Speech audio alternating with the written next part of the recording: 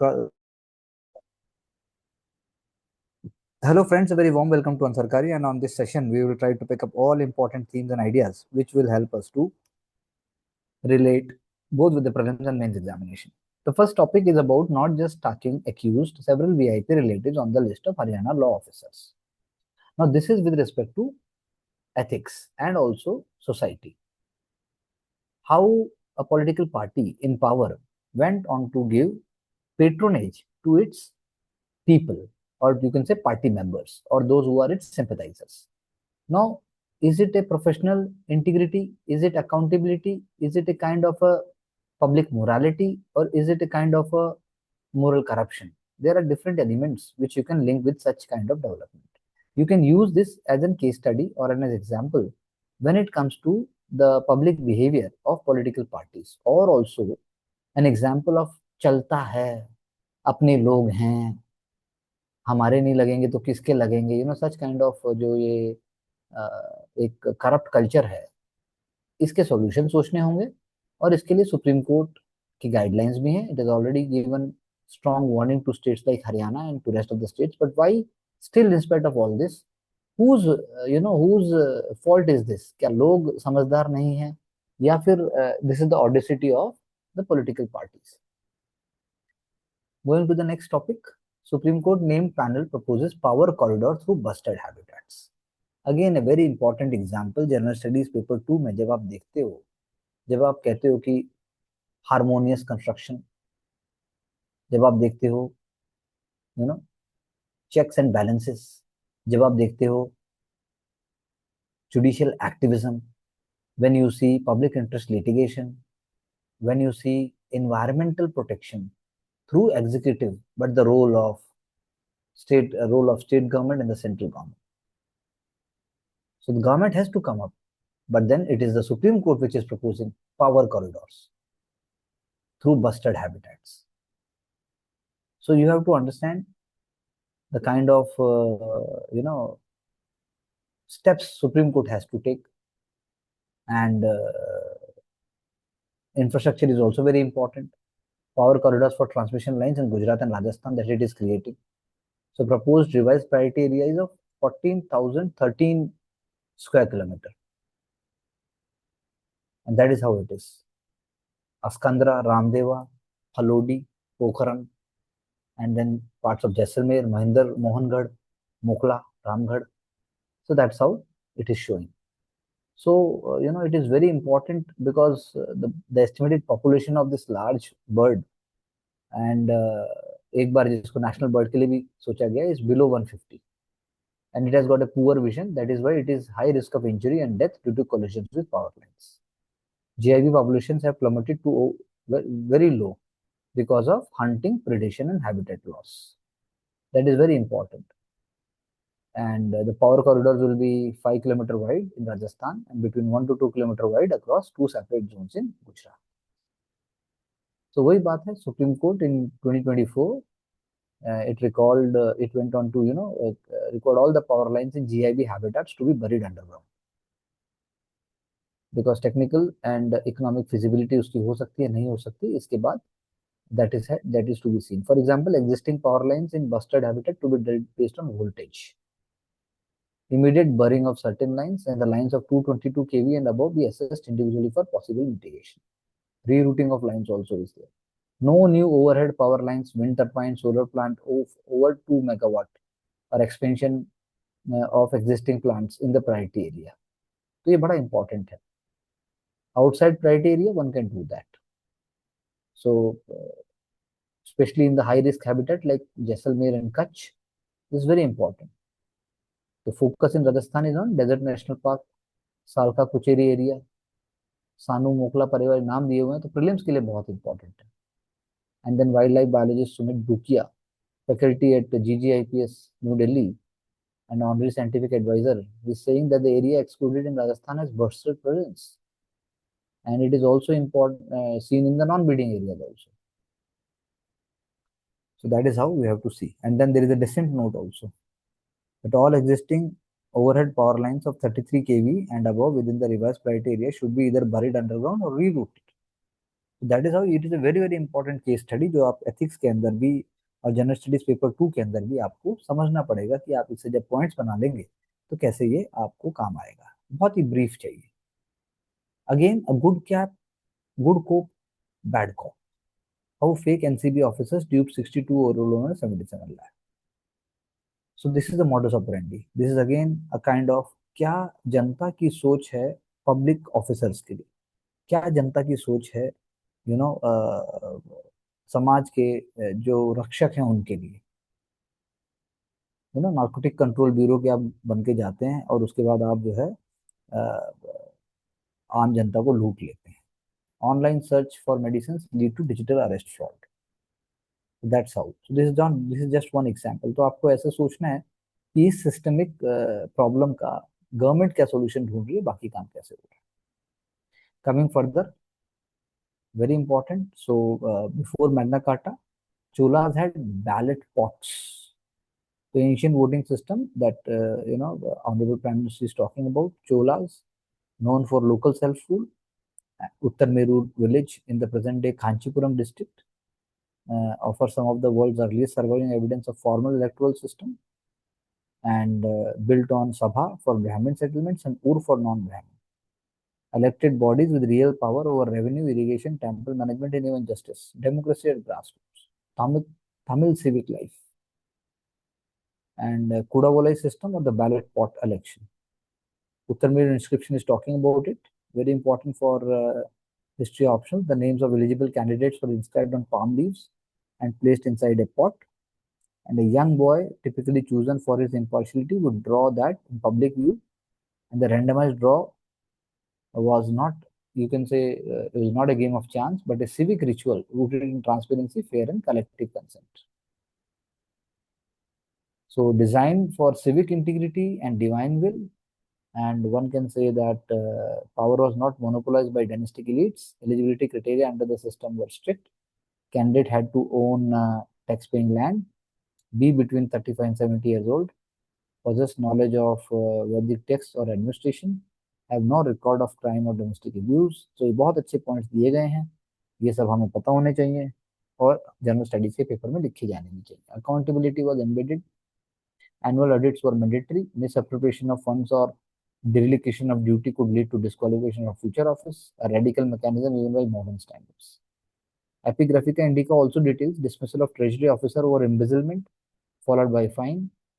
And you can say that Chola model of statecraft relied heavily on decentralized administrative system, empowering merchant guilds like MoneyGram। आइए बोले पूरा mains का general studies का एक पूरा यहाँ पर सिस्टम दे दिया है। So he bought Ganga Jal from Ganga. That is why it is called Ganga Konda Cholapuram. And then Chola system was far from egalitarianism because it is excluding women, laborers, and landless groups. But the point is that Cholas were master of strategic signaling, not just through naval conquests, but also governance structures and prefigured electoral thought. अब वही बात जैसे हमने पहले भी बात की थी, India is seeking more चीतास from Africa. हम ऑलरेडी डिस्कस कर रहे हैं, national tiger conservation authority already talking.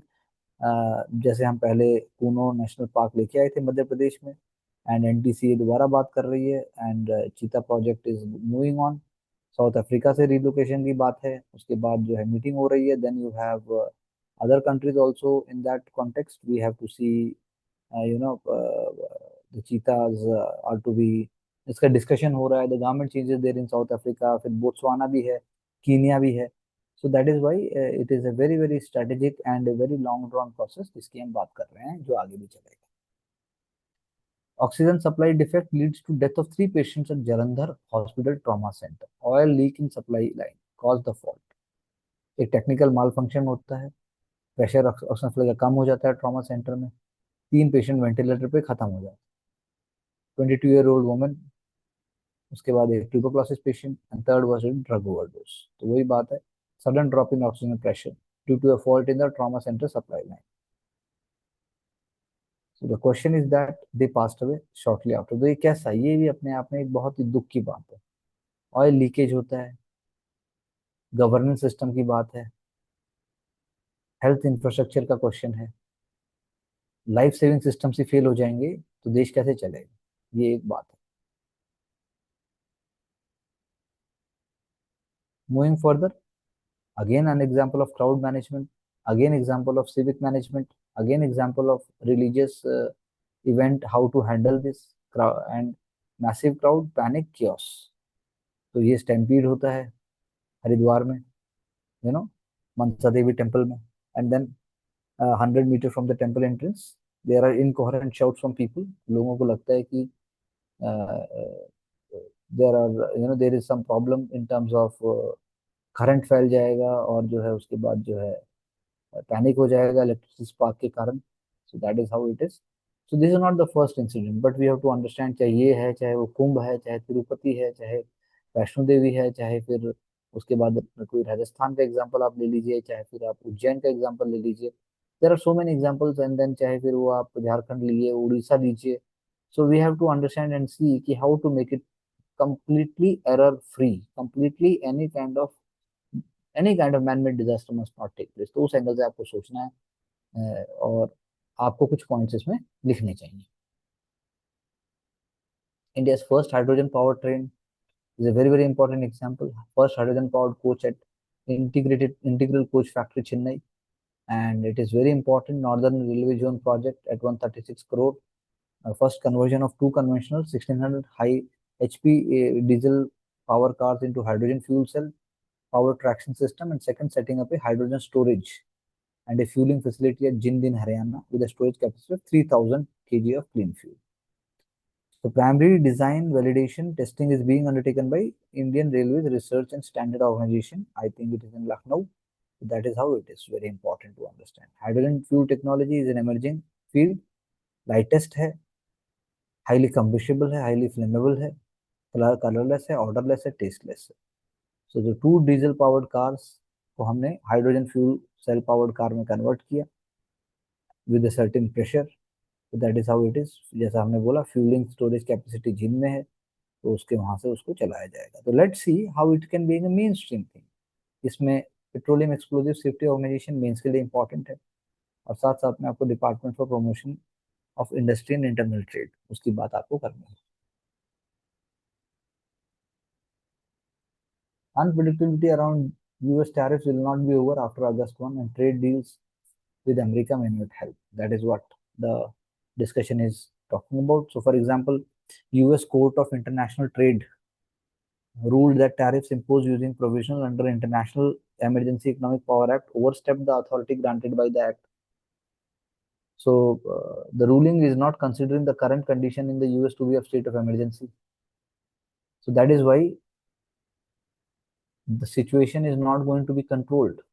The situation is going to change more and more. So, whether it is ASEAN, whether it is Vietnam, whether it is Indonesia, whether it is Korea, whether it is Japan, everywhere we can say that it is not the end. As I just said, the US Court of International Trade है, उसने rule तो किया कि भाई जो provision use किए गए international emergency economic power act के, this is overstepping the authority granted by the act. लेकिन क्या current situation state of emergency की तरह नहीं है? वो भी है। सो इसीलिए सिचुएशन चेंज नहीं होने वाली। तो ये क्लियर नहीं है कि अपील कोर्ट कैसे रूल करेंगे, क्या उन बातों को रोका जाएगा, क्या नहीं रोका जाएगा। Tariffs are central to this administration economic agenda, तो वो उसको नहीं छोड़ेंगे। Potential sequence of actions can be seen. Use section 122 to impose tariff of 15% on 150 days. आप जस्टिफाई करते हैं बैलेंस ऑफ पेमेंट को बैलेंस करने के लिए, और prevent significant depression of dollar. At the same time आप जो है टैरिफ बढ़ा देते हैं चाइना पे अंडर सेक्शन 301। तो आप एक तरीके से स्मार्ट वर्क कर रहे हैं। स्टील एंड एल्यूमिनियम को 50% रख दिया as on copper, and raise that on autos 25 to 50%। तो ये जो बातें हैं, इससे एक प्रोसेस पता चलता है। तो आप इसमें से कीवर्ड नोट कीजिए, और वो कीवर्ड से आप एक शॉर्ट नोट बनाइए, और आप देखिए कि कैसे यूएस ने अपने स्ट्रैटेजिक एक तरीके से और अपने एक एडमिनिस्ट्रेटिव एक्यूमेंट को यूज करते हुए ऐसा किया। Japan's trade win with United States on auto offers some cues for others. तो एक बात है ये, तो उससे आप अंदाजा लगा सकते हैं। जैसे एग्जांपल देखिए आप यहाँ पे, rows of new vehicles sit near port terminal at Toyota logistics service lot, Long Beach California. तो इंडिया के लिए वर्ल्ड का लार्जेस्ट राइस एक्सपोर्टर, ये इंडिया के लिए एग्जांपल है कि एग्री एक्सेस किस हद तक जाना पड़ेगा। यूएस जापान डील इस बात को बता रही है, biggest deal ever made. Americans have agreed to impose 15% reciprocal tariffs as compared to 25% the US has threatened. So, Washington DC managed to get market access for American agriculture products, including politically sensitive items such as rice. What the Japanese managed to wrangle out is the best possible deal for its auto sector. Japanese automaker would face 15% now, US mark, much less than the global tariff on car imposed by the US. The big three automakers in America, GM, Ford, and Stellantis, are now crying foul because they see Japanese now have a clear advantage. इस deal के बाद cars and car parts from Japan can get into US after paying 15% tariff, while Americans car makers, most of whom import a lot of cars and car parts fully assembled in Canada and Mexico, वहां पे 25% tariff दे रहे हैं। कैसे काम चलेगा? So Japanese have actually played very well because they want to have survival, and they want to move on with their auto market. Automotive industry is big contribution to its economy, 10% है GDP और 20% of its manufacturing GDP, biggest export। तो वो उससे पंगा नहीं ले सकते। And also Tokyo had a great surplus. It is in the auto sector where Washington DC faces most of its trade deficit. So Japan negotiated made some 8 trips to Washington DC over the course of 6 months to get the deal that is favorable to them. इसीलिए उन्होंने commitment तो माना, rice के लिए भी माना, लेकिन auto के लिए उन्होंने नहीं वो किया। So whether it is Toyota, whether it is Honda, so Americans have gone down describing the deal as a win। लेकिन आप कायदे से सोचेंगे, जापानीज ने चुपचाप बैठे, कुछ बोला ही नहीं उन्होंने, because there is an immense pressure also. So Japan centrality to tariff outlook अगर आप बात करते हैं, तो वही बात है कि जापान उसको देखता कैसे है। Revenue is a strong consideration for Trump administration. So but then there is a different way to take away. India के लिए क्या है, इंडिया को भी देखना पड़ेगा। अभी already Trump is shouting. So India UK trade deal, उसके भी कुछ टेक अवे हैं यूएस डील के लिए। Indian negotiators are willing to offer concessions in areas such as agriculture and public procurement, but then through safeguards, through guardrails, not like everywhere. We are not going to allow GM modified product like soya and corn in India. Willingness to offer concession on some issues, red line लेकिन हम cross नहीं कर सकते। so that is why final deal जब तक होती है तब हम देखते हैं, और उसके बाद हमें आत्मनिर्भरता और उसके बाद एक बैलेंस अप्रोच से चलना होगा। कंप्लीटली आप इंपोर्ट इम्यून नहीं हो सकते।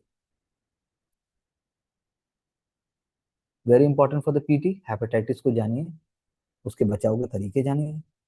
Hepatitis B, hepatitis C, and then it is very important जब आप रिवाइज करते हैं साइंस में, हेपेटाइटिस जिसको काला पीलिया भी कहा गया है, हेपेटाइटिस सी की आप देखिए और इसको एक एग्जाम्पल के तौर पर यूज भी कीजिए। Devadasi survey in Karnataka without condition of age limit, members of Vimukta Devadasi Mahila Mattu Makkala Vedike. तो obviously it is like very very important, marginalised. आप इसको सोसाइटी में लिखिए। और उसके बाद जो है एक लॉन्ग पेंडिंग जो सर्वे है उनका, और उसके बाद जो उनको सरकार से मदद मिलनी चाहिए, और जो उसके बाद उनको मेन स्ट्रीम में लेके आना चाहिए, वो सभी आपको देखना पड़ेगा। तो एक एग्जाम्पल है ये कर्नाटका के लिए, तमिलनाडु के लिए, आंध्र प्रदेश के लिए, जहाँ पर भी देवदासी सिस्टम था। It is something like when we talk about in North India about manual scavenging, ऐसे ही एक साउथ का एक एग्जाम्पल आप अगर आप देखेंगे वहाँ मैनुअल स्कैवेंजिंग, लेकिन देवदासी सिस्टम में फीमेल है, which definitely had a great social marginalization, and also they suffered a lot. That is why it is very important to move forward. Citizenship, Bihar poll revision की बात है, that is article 26 of the constitution says that elections to the house of the people and legislature of every state shall be on the basis of adult suffrage, and every person who is 18, not less than 18 years of age in the state may be fixed in that behalf। जब तक कोई law नहीं बनता है, not otherwise disqualified under the constitution और any law made by the appropriate legislature on certain grounds. तो इसीलिए therefore it is very clear that unless a person is a citizen of India, he is not entitled to be uh, uh, registered as a voter in any election। तो इसी provision को enable करने के लिए representation of the people act 1950 में आता है, which deals with the preparation of electoral rolls and delimitation. Preamble to the 1950 Act reads, यहाँ पे लिखा भी है कि an act to provide the allocation of seats in the delimitation of constituencies for the purpose of election to the House of People and the legislature of the states. The qualification of the voters at such elections and preparation of electoral rolls, the manner of filling in seat in the Council of State to be filled by representatives of the Union Territory and the matter connected therewith. तो language बहुत tough है, लेकिन आप इसको दो बार पढ़ेंगे तो आपको समझ में आएगा. Part 2A of 1950 act also deals with the officers of the commission which includes electoral registration officer, जिसको ईआरओ बोलते हैं, assistant electoral registration officer, and electoral rules for the parliamentary constituencies. बहुत अच्छा ये आर्टिकल, बहुत डेप्थ में है, हमें ध्यान से देखना चाहिए. सेक्शन 15 ऑफ द 1950 एक्ट वो भी डील करता है preparation of the electoral rules of every constituency. तो ये सबके बेसिस के ऊपर किया गया है, जो भी बिहार में भी आप देख रहे हैं. So that is why we say कि ये ड्यूटीज हैं इलेक्शन कमीशन ऑफ इंडिया की कि किसी भी नॉन सिटीजन का नाम उसमें नहीं आना चाहिए. कंप्लेन आती है, डाउट आता है, तो election commission officers they have they have to see, in fact, to put it otherwise, ECI officers have no jurisdiction to include non-citizens name in electoral roll. So application is made for inclusion और complaint is received that a non-citizen name is included, तो ECI उसके लिए सर्वे करेगा कि non citizen का नाम नहीं आना चाहिए. So it is in the same lines. To be a member of LA, MLA or MP, one has to be a voter in a constituency. If he is not a citizen of India, he cannot be a member of parliament or state legislature. तो article 102 जो बोलता है वो disqualification membership of the either house of parliament में ये बात होती है, और आर्टिकल 199 स्टेट लेजिस्लेचर भी ये बात करता है that a person shall be disqualified अगर वो सिटीजन नहीं है या उसने वॉलंटरी किसी और देश की सिटीजनशिप ले नहीं. That is why the citizenship act 1955 thoroughly prove होना चाहिए. रजिस्ट्रेशन ऑफ ओवरसीज इंडियन की बात है. उसके बाद overseas citizen of India card holder shall not be entitled to the rights conferred on the citizen of India with regard to registration of a voter. तो बहुत ही अच्छा कॉन्स्टिट्यूशनल और statutory बताया गया है. और आधार कार्ड और सिटीजनशिप की जो बात है जहाँ पे डिस्कस की गई वो भी यही है कि आधार कार्ड जो है वो टारगेटेड डिलीवरी बेनिफिट्स के लिए है, और ये अपने आप में जो है वो राइट नहीं दे देता आपको सिटीजनशिप या डोमिसाइल का. तो इस आर्टिकल को मैं कहूंगा कि आप दो बार देखिए, इसे शॉर्ट नोट बनाइए. This is a very very important clear cut example, very important for geography mains and also for general studies prelims examination PT की अगर मैं बात करूँ. तो ग्लॉफ ग्लेशियर लेक आउटबर्स्ट के लिए जैसे नेपाल में आया, उससे पहले आप सिक्किम की बात करते हैं, तो टिपिकली मेंस का सीधा क्वेश्चन आ जाता है. Two important prone types of lakes found in Himalaya region, national disaster management authority उसके लिए कर क्या रहा है. तो वही वाली बात है. तो बहुत इंपॉर्टेंट है ये कि ट्रांस बाउंड्री वाटरशेड्स जो है वो इसकी वजह से क्या आप अर्ली वार्निंग सिस्टम या अर्ली वार्निंग नहीं हो पाते हैं. तो यही बात है. Chinese authorities have yet to refrain from confirming the cause. Most Nepalese scientists and officials confirm GLOF event in Tibet, जहां पर एक सुपरा ग्लेशियर लेक का बर्स्ट हुआ. वही बात है. तो ये अपने आप में बहुत अच्छा एग्जाम्पल है, बहुत अच्छा एग्जाम्पल है. Two lakes in the Humla, far north corner of Nepal, वहां पे विटनेस हुआ था ग्लॉफ इवेंट. वाइल 2024 में एक ग्लॉफ आता है सोलू खुम्बू डिस्ट्रिक्ट, जिन्होंने थेंग विलेज को खत्म कर दिया. तो नेचर जो रिस्क है इंडिया के लिए बहुत है, वो इंडियन हिमालय रीजन के अंदर 11 रिवर बेसिन, 28,000 ग्लेशियर लेक्स, और first are the supra glacier lakes जो formed in the depression on glaciers from melt water, high prone है समर्स के अंदर. दूसरा है moraine dam lakes, moraine dam lakes form by the melt water, जो toe या फिर ग्लेशियर के स्नाउट के ऊपर बन जाते हैं लूज डब्रिस और आइस कोर्स के ऊपर, वो भी सडन फेलियर हो सकते हैं. तो 2/3 of GLOF events are triggered by ice avalanches और लैंडस्लाइड्स. वेरी इंपॉर्टेंट, ये भी बहुत इंपॉर्टेंट है. राइजिंग हीट है. फिर उसके बाद जो है आप कह सकते हो एक शॉर्ट विंडो रह जाती है, समर सीजन की प्रॉब्लम है. फिर उसके बाद वहां पर जो है नो वेदर और वाटर मॉनिटरिंग सिस्टम हो सकते हैं, एक्सेसिबिलिटी नहीं है. Only credible means is measuring growth in surface area via remote sensing over a period of time, बस. इसलिए वनरेबिलिटी भी है. डैमेज होम स्टेट्स का है, लाइवलीहुड्स का है, बायोडाइवर्सिटी का है, ब्रिज का है, हाइड्रो पावर प्रोजेक्ट्स का है. Very very shocking and very very difficult. Sikkim का आप एग्जाम्पल देखिए ग्लॉफ का, एक कैस्केडिंग डिजास्टर आता है. आप केदारनाथ के लैंडस्लाइड की बात करिए, वहां पे भी कैटास्ट्रॉफ हो जाता है. तो इंडिया कैसे रिजर्व कम करेगा, इंडिया कम करेगा. इंडिया में ने किया काम, प्रोएक्टिव शिफ्ट लेके आया है. Disaster committee on disaster risk reduction सलाह देती है। नेशनल कोऑर्डिनेशन की जरूरत है, स्टेट सेंटर कोऑर्डिनेशन की जरूरत है। First national programme of GLOF के लिए हमने बनाया। 56 एट रिस्क ग्लेशियर लेक हमने बनाए, क्या है वो, उनको 4 रिस्क लेवल पे हमने डिवाइड किया। फाइनेंस कमीशन से बात की कि there must be more input of finances. Hazard assessment, installing automated water and water stations, early warning system, drawing down water level और building flow through retention structure, community engagement, state where glacial lakes are residents are encouraged to take the lead in sending scientific expeditions, भेजें वहां पर। वो critical parameter हमने सारी ये बात की। फिर उसके बाद साइंस ऑफ SAR इंटरफेरोमेट्री की हमने बात की। The art of analysing micro changes कैसे हम देखेंगे। रिमोट सेंसिंग सैटेलाइट की इमेजरी की बात की, प्रिडिक्ट करने की बात की।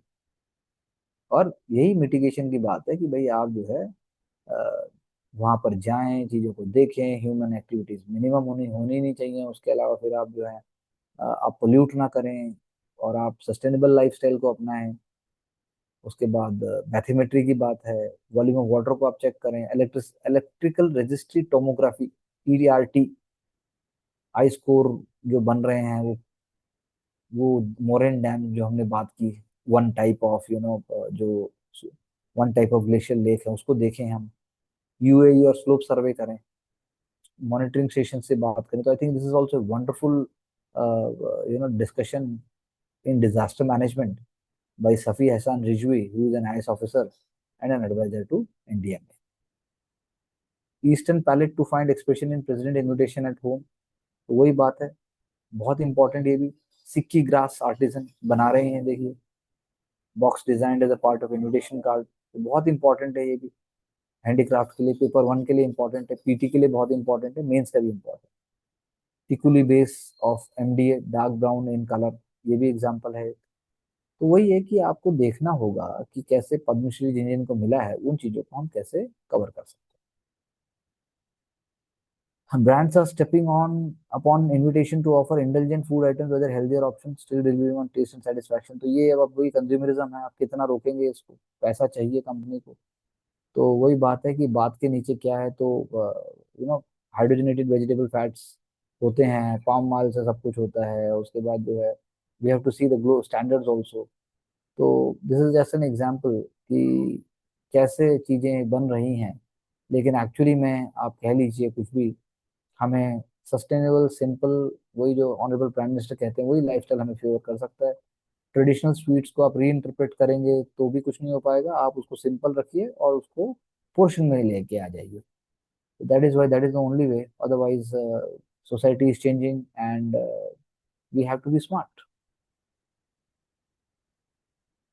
Sickle cell anaemia again very important, very आपको PT के लिए इंपॉर्टेंट है और मेंस के अंदर भी क्वेश्चन आ सकता है। सिकल सेल एनीमिया के माइलस्टोन आपको पता होने चाहिए। गवर्नमेंट उसको 2047 तक कंप्लीटली एलिमिनेट करना चाहती है। 70 million people are actually suffering from it, 60 million have been screen. So this is what we have to see. और उसके लिए ICMR ने क्या किया, कॉस्ट, जो किट का कॉस्ट है वो और कम करना है। So that is how we can work on this direction. So all these topics which you have discussed, you please go through them again so that you can really understand the significance। आप PDF भी group से देखिए और उससे अपने खुद के notes बनाकर आप उसको आगे बढ़िए, क्योंकि 3-4 जो टॉपिक्स हमने कवर किए हैं वो टॉपिक्स मेंस के लिए और प्रीलिम्स दोनों के लिए बहुत इंपॉर्टेंट है। Thank you very much and we will get back soon again tomorrow so that we can continue the practice.